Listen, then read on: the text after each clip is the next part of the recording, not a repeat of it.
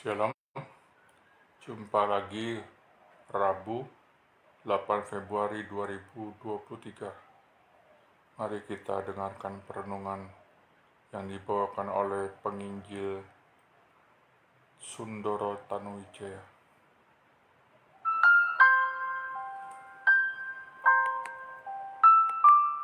Hari ini 8 Februari, perenungan kita diambil dari Mazmur 43 ayat yang kelima. Mazmur 43 ayatnya yang kelima. Mengapa engkau tertekan, hai jiwaku? Dan mengapa engkau gelisah di dalam diriku?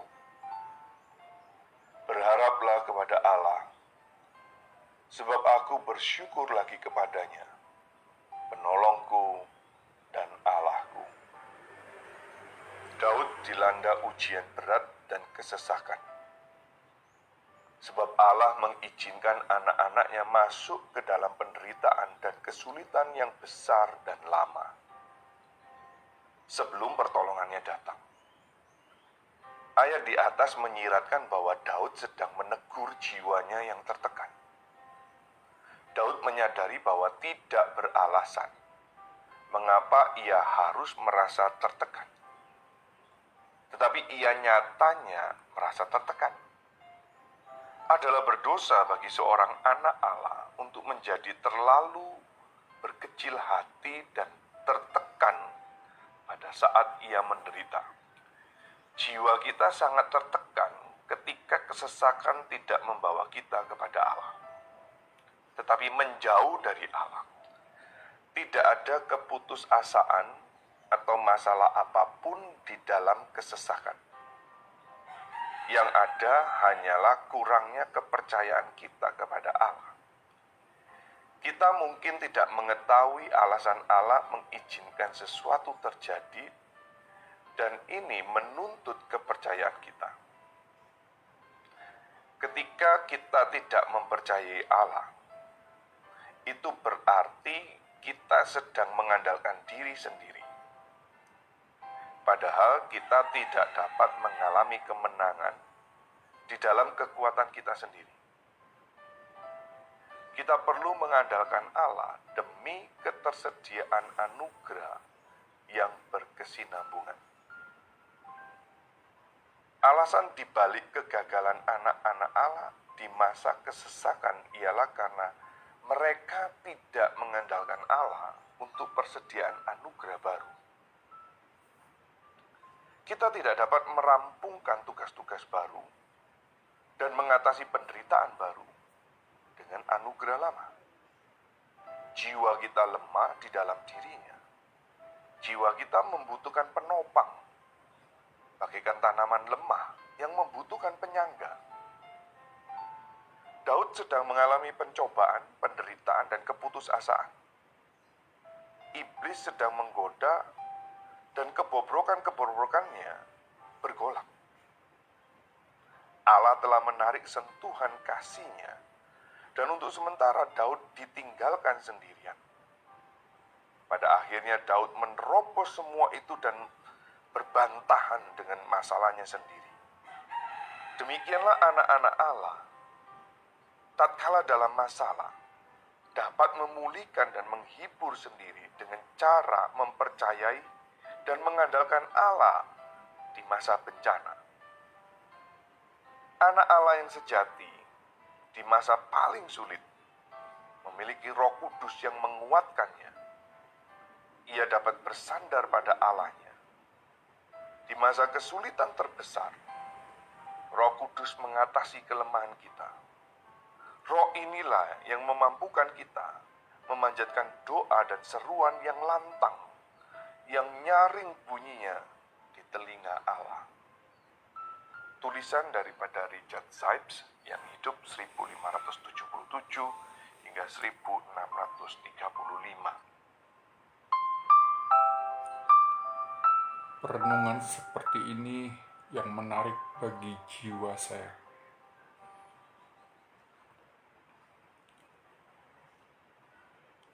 Mari kita simak ulang dan saya akan mengulasnya di bagian itu.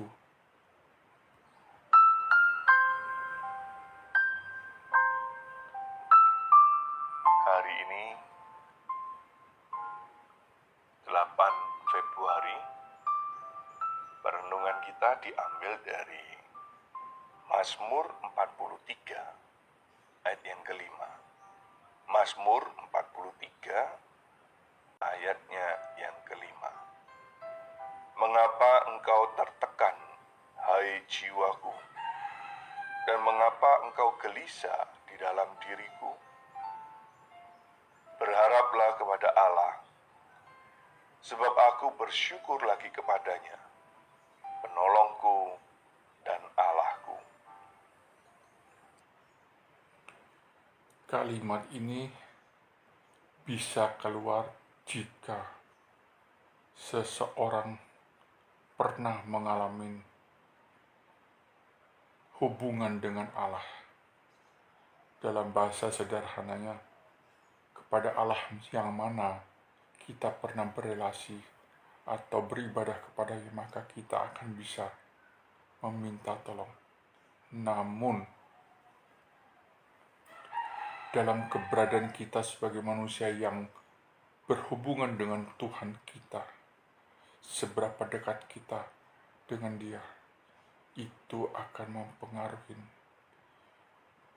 hubungan sejati kita, terutama pada saat kita sedang dalam masalah-masalah yang tak terpecahkan sepanjang masa. Sepanjang masa ini dalam arti kata lama, sampai akhirnya rasa putus asa itu datang, seperti saya hari ini. Daud dilanda ujian berat dan kesesakan. Sebab Allah mengizinkan anak-anaknya masuk ke dalam penderitaan dan kesulitan yang besar dan lama sebelum pertolongannya datang. Ayat di atas menyiratkan bahwa Daud sedang menegur jiwanya yang tertekan. Daud menyadari bahwa tidak beralasan mengapa ia harus merasa tertekan. Daud menyadari bahwa jiwanya tidak beralasan mengapa dia harus merasa tertekan. Kenapa Daud sadar? Karena pada saat hubungan kita dengan Tuhan dijalani dengan sukacita, kita menyadari itu dari Tuhan.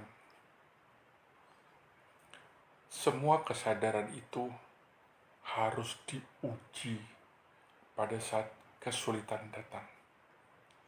Daud pada saat dia menjadi seorang raja, dalam prosesnya dia dilatih oleh Tuhan menjadi penjaga ternak ayahnya, diuji mengalahkan binatang buas, singa di padangnya akan menerkam domba gembalanya.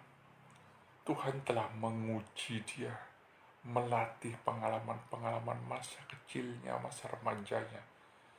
Sebelum Daud diangkat Tuhan menjadi raja, setelah Tuhan mengangkatnya jadi raja pun, ada satu masa yang Daud dikejar-kejar Raja Saul untuk dibunuh, karena Saul mengetahui tahtanya telah berpindah kepada Daud. Proses itu dia menangkan, dalam arti kata dia mengerti Tuhan sudah membentuknya menjadi seperti yang sekarang ini Daud akan menjadi raja. Dan setelah menjadi raja, dia pun menyadari tidak ada alasan bagi dia untuk jiwanya merasa tertekan dalam masalah hari ini. Pada saat ayat ini dituliskan atau diilhamkan oleh Roh Kudus kepada sang penulis Kejadian hari itu, Daud menyadari bahwa dia tidak beralasan merasakan tekanan jiwanya. Ini menyiratkan bahwa Tuhan melatih kita di masa-masa kita tenang dan menyadari akan pertolongan Tuhan. Itu akan menjadi modal Tuhan memurnikan Daud atau memurnikan kita saat sulit datang. Jika kesulitannya amat sangat itu tidak datang, maka kita tidak akan pernah menyadari bahwa suatu saat jiwa kita akan merasa tertekan, walau kita mengetahui ada Tuhan yang telah memimpin sepanjang hidup zona nyaman hingga penderitaan ini datang. Tetapi ia nyatanya merasa tertekan. Adalah berdosa bagi seorang anak Allah untuk menjadi terlalu berkecil hati dan tertekan pada saat ia menderita. Jiwa kita sangat tertekan ketika kesesakan tidak membawa kita kepada Allah, tetapi menjauh dari Allah.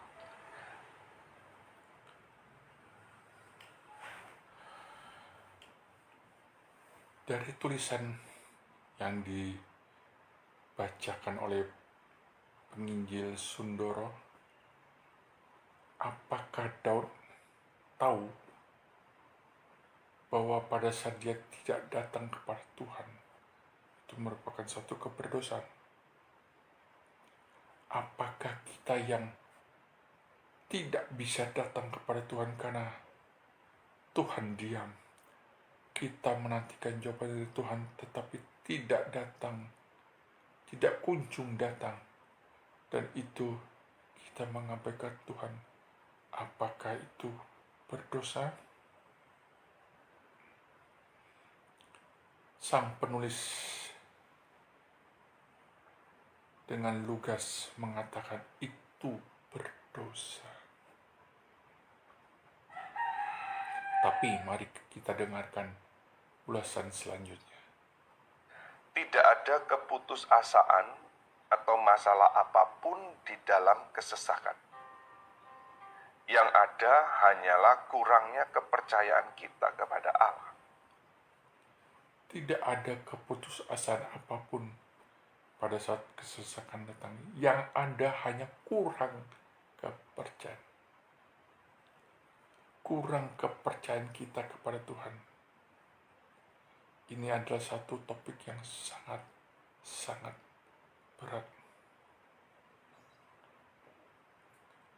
Pada saat zona nyaman datang, kita percaya ini perlindungan Tuhan, ini Tuhan ada, Tuhan beserta, Tuhan menyertai saya, anak-anaknya, dan seterusnya dan sebagainya. Sangat mudah berkata-kata manis di hadapan Tuhan dan di hadapan jemaat Tuhan, mengatakan kita mengandalkan Tuhan. Mudah, sangat mudah. Namun, jika ujian yang berkepanjangan datang di sana akan diuji, apakah kita tetap mengandalkan Tuhan? Tetap percaya kepada Dia? Saya mengalami proses ini. Sudah 7 tahun lebih saya stroke. Di bulan-bulan terakhir ini sejak tanggal 7 Juli 2022, Mama jatuh dan harus saya merawatnya karena istri saya bekerja sepanjang hari sudah tidak memungkinkan untuk mengganti pampers dan merawat Mama dari pembuangan. Sedangkan Cece tidak punya kemampuan karena punya penyakit tulang dan sebagainya. harus saya yang turun tangan mengganti. Ini merupakan suatu penderitaan yang secara manusia normal mengatakan, "Kenapa kamu menderita? Itu mamamu." Orang yang tidak sedang dalam posisi saya mudah merasakan hal yang selayaknya. Namun kalau kita yang mengalami, sampai ada suatu saat teman semasa SMA saya datang dan dia juga mengalami mamanya yang lumpuh 8 tahun dan baru dalam minggu kemarin mamanya berpulang. Dia mampu merasakan apa yang saya rasakan. Pada saat saya bercerita, karena saya stroke, dia mengatakan, "Ya, Pak Elia, kamu dalam posisi yang berbeda, apalagi tanganmu tidak bisa." Dia menasihatin, harus begini, harus begitu. Saya katakan, "Jen, coba kamu lihat bagaimana cara saya mengganti."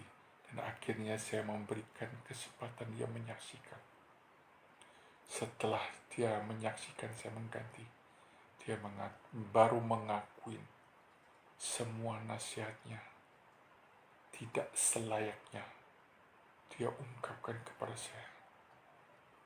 Ini bukan merupakan satu pembelaan, tetapi ini merupakan satu tekanan jiwa yang saya rasakan. Dan hari ini Tuhan beri renungan untuk boleh mengulas kepada Bapak, Ibu, teman-teman, dan para jemaat yang dilayani oleh Bapak Sundoro Tanuwijaya dan para pendengar renungan hari ini.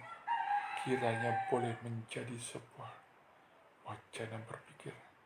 Daud tahu, menyadari tidak seharusnya dia merasa tertekan. "Hai jiwaku," dia menasihati jiwanya sendiri. Tetapi mari kita dengarkan apa kata penulis selanjutnya. Kita mungkin tidak mengetahui alasan Allah mengizinkan sesuatu terjadi, dan ini menuntut kepercayaan kita. Ketika kita tidak mempercayai Allah, itu berarti kita sedang mengandalkan diri sendiri. Di bagian ini menarik karena kita mengandalkan diri sendiri. Ya, kalau secara sehat dan kita melupakan Tuhan, kita mengandalkan diri sendiri. Pada saat terpuruk seperti sakit saya, ya mungkin saya mengandalkan diri sendiri. Tetapi itu akan dengan sendirinya kita akan melupakan Tuhan karena sudah jenuh, sudah capek, sudah tertekan, sudah tidak ada jalan keluar yang kami rasakan hari lepas hari. Jika hari itu kami bisa melewati dan melupakan sejenak dengan tidur atau menikmati hal-hal lain, itu hanya sejenak.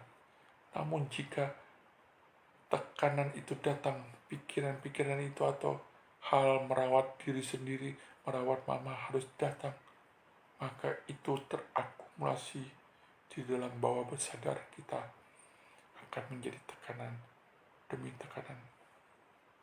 Adalah benar jika tekanan itu tidak dikembalikan kepada Tuhan. Tapi apakah kita tidak mengandalkan Tuhan? Kita tetap mengandalkan Tuhan.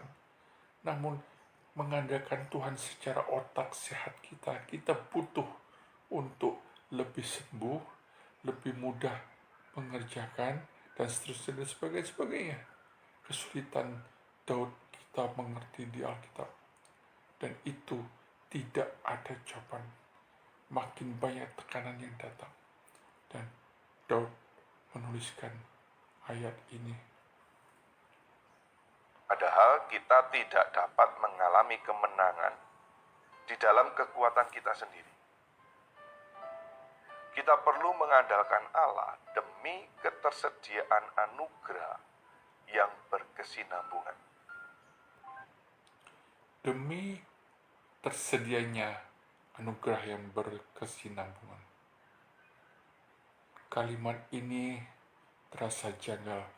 Apakah kalau kita tidak mengandalkan Tuhan, anugerah selesai? Artinya kita mengalami lebih parah lagi. Atau kalau mengandalkan Tuhan, anugerah ketenangan demi ketenangan, akhirnya kita bisa melewati dengan sukacita di masa penderitaan ini. Mungkin kalimat kedua yang menjadi inti penyampaian sang penulis tersebut.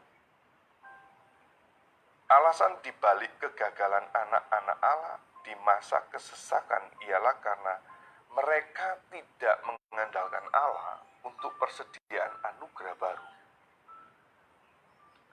Kita tidak dapat merampungkan tugas-tugas baru dan mengatasi penderitaan baru dengan anugerah lama. Jiwa kita lemah di dalam dirinya. Jiwa kita membutuhkan penopang, bagaikan tanaman lemah yang membutuhkan penyangga.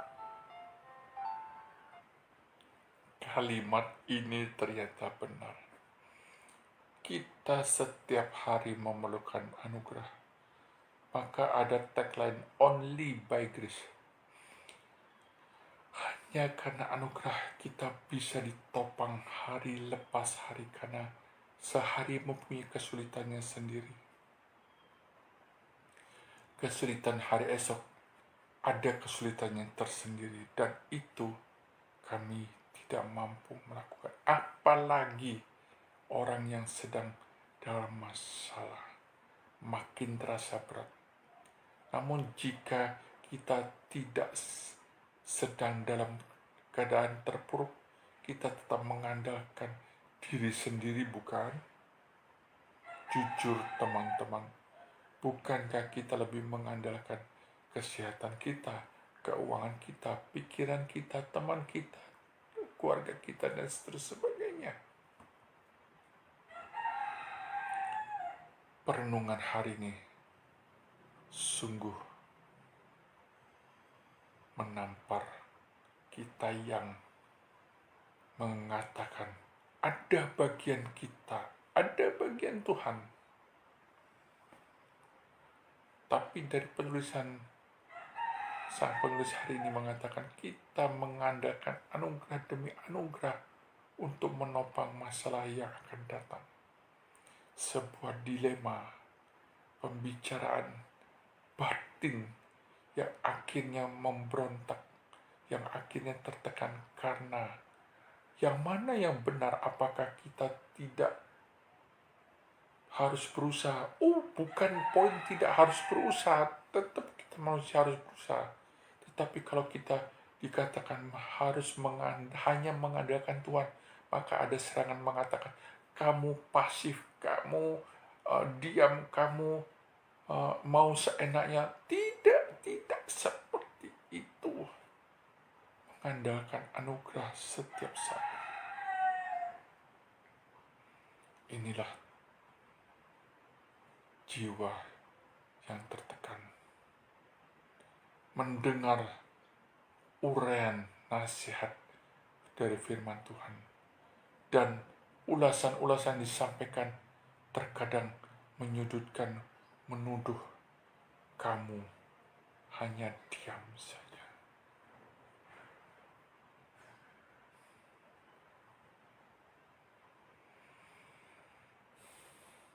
Jika pikiran itu terus dipelihara, maka jiwa saya makin tertekan. Pada akhirnya saya mengerti, memang only by grace itu benar adanya. Jangan sampai kita mengalami untuk diuji apakah kita mengandalkan diri sendiri sedikit saja pada saat kita sedang sehat. Berat teman-teman, sangat berat jika hal itu datang. Sama seperti saya hari ini. Sebelum saya sakit, Nats hari ini tidak terasa mengena. Namun hari ini, pada saat perenungan Nats ini disampaikan, saya menyadari saya seharusnya tidak merasa tertekan karena saya mengerti tentang kedaulatan Tuhan, tentang penetapan Tuhan, tentang penyertaan Tuhan, tentang anak-anak Tuhan yang tidak mungkin hilang. Karena pada akhirnya Tuhan akan memampukan kamu tetap bertahan, bukan dalam penderitaan di dunia ini saja. Mungkin kita tetap mengalami stroke sampai saya meninggal, tetapi jiwa saya, ketenangan saya, bersandarnya saya kepada Tuhan Yesus, dan saya tidak mencari ilah lain untuk saya minta tolong, itu adalah cukup untuk saya boleh berpulang dan bersama Tuhan di surga. Bukankah manusia hidup untuk mati pada akhirnya? Dan setelah mati, manusia itu kemana?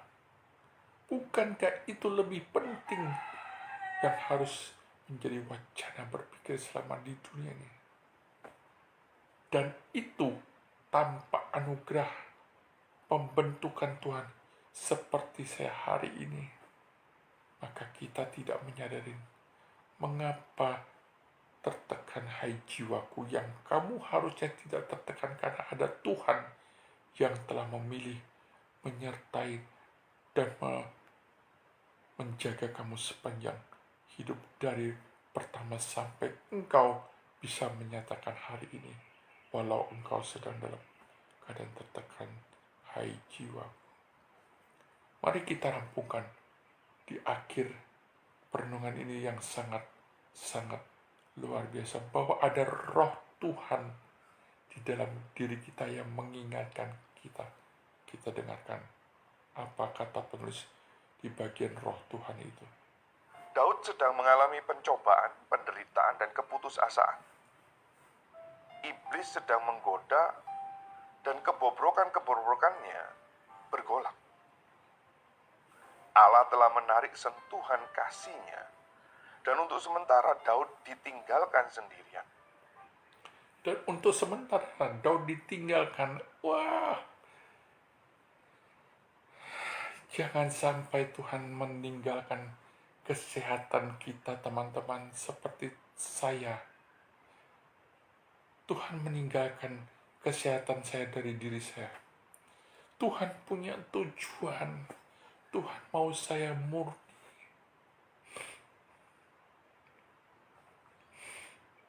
murni kepada Dia. Dan sampai hari ini, setelah saya 8 Februari 2023, saya masih bisa berkata-kata dan menyampaikan perenungan yang dibawakan oleh penginjil Sundoro Tanuwijaya ini. Kiranya ini juga memberikan sebuah pencerahan yang dari Tuhan saja kepada yang mendengarkan ulasan atas perenungan ini hari ini.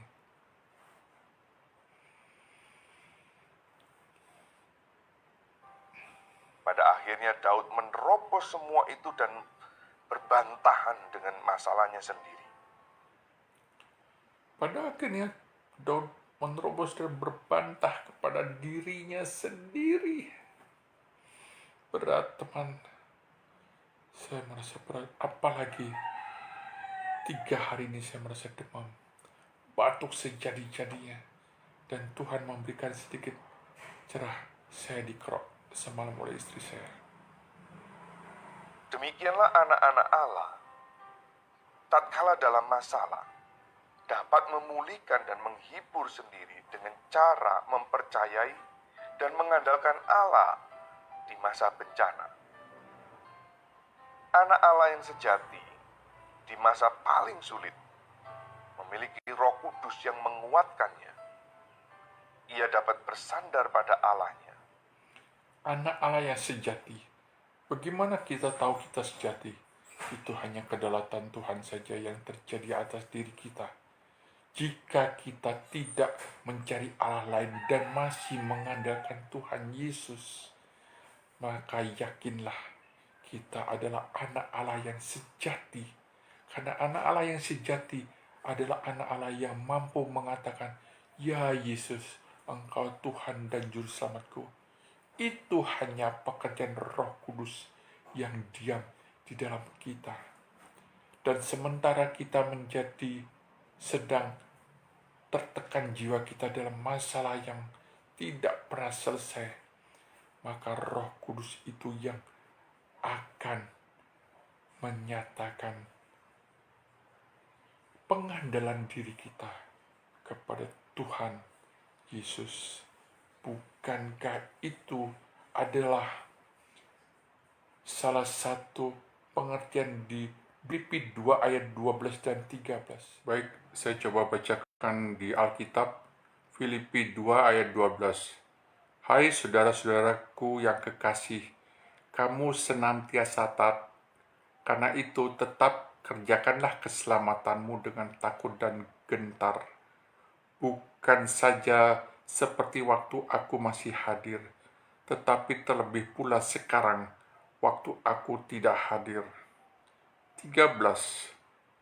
Karena Allah lah yang mengerjakan di dalam kamu, baik kemauan maupun pekerjaan menurut kerelaannya, huruf besar.